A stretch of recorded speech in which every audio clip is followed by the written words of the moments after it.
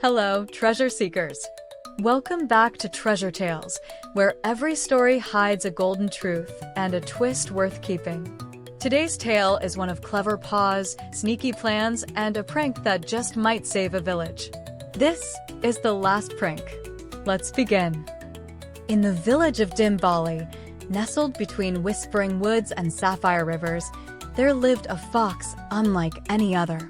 His name was Sefu, and if trouble had a face, it would wear his sly grin. Sefu wasn't cruel, just clever. He tricked the baker into chasing invisible thieves, tied the tailor's measuring tape into knots, and once replaced the chief's prized stew with a pot of mud and mango skins. The villagers shouted Sefu so often, birds began mimicking it.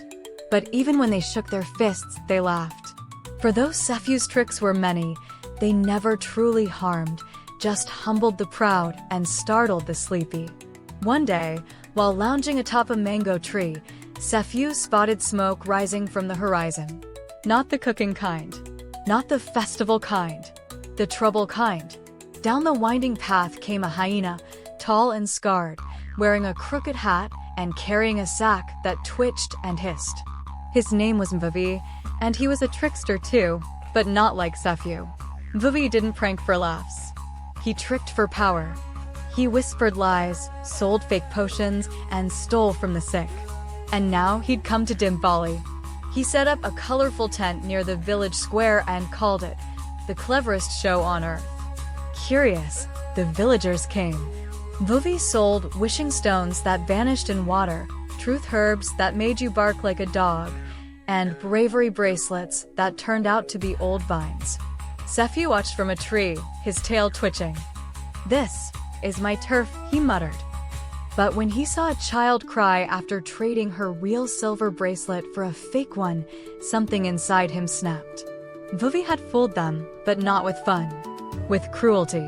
That night, under a blanket of stars, Sefu plotted his greatest prank ever. The next morning, Mvuvi strutted into the square, tail high. But something was off. His tent sagged. His signs read backward. The wishing stones were now loud frogs.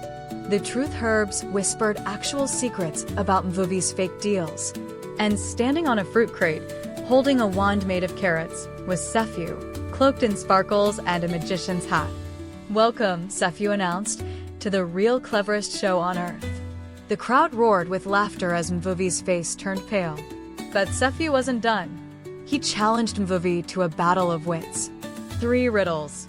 Win, and I leave Dimbali. Lose, and you do.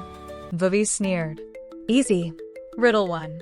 What flies without wings and never looks back? Time, Mvuvi answered. Correct. Riddle 2. The more you take from me, the bigger I get. What am I? A hole. Correct again. He grinned, already licking his chops. Final riddle. I trick, but never harm. I teach with a laugh. Who am I? Mvuvi blinked. A. Clown. Nope, said Sefu, bowing deeply. Me. The villagers erupted in applause. Mvuvi tried to protest, but the frogs croaked liar. Liar, and a baby goat bit his tail. With a growl and a glare, Mvuvi fled into the woods, his tent collapsing behind him. Since that day, Sefu still played tricks. But now they had a purpose. A bucket of glitter on the grumpy farmer. A crown of feathers for the shy child. And once in a while, just to keep him humble, someone would swap his mango stash with coconuts. But Sefu didn't mind. Because the village no longer called him just a trickster. They called him protector, prankster, and friend. Moral of the story, being clever is fun, but being clever and kind is powerful. And the smartest person in the room is the one who knows when to help, not just when to outsmart. Thanks for joining us on this clever little journey, treasure seekers. If Sefu made you smile or Mvuvi made you think, don't forget to like, comment, share, and subscribe. More tales await you, right here on Treasure Tales. Until next time.